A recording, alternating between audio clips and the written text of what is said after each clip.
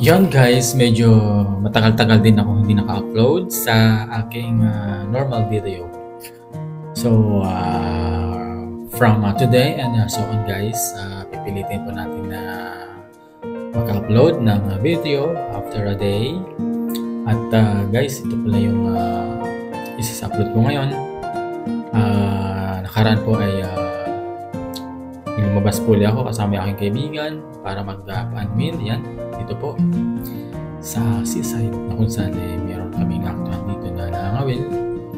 At yan yung pinaka-pathway papunta dun sa pinaka-downtown guys. So, yan at naglalakad kami para naman po ma-relax at madama yung fresh ng hangin sa kapaligiran. At yan yung pinakasibong dito na kung saan ay nandyan yung mga kababayan natin na nagpapahangin lalo na po kapag umaga at hapon. So yung pagpunta lang po namin dito ay medyo mainit kaya yung iba ay nagsiwian na. At yan yung pinakababa. Nandyan yung mga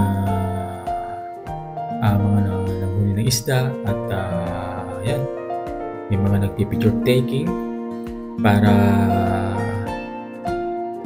yun, selfie sila guys kasi meron doon na isang ship kung saan ay nakaparada para yun na rin po yung pinaka-background nila.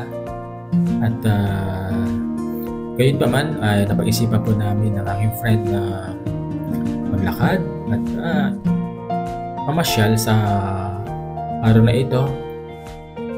Yan yung mga building na aming madadaanan po mamaya at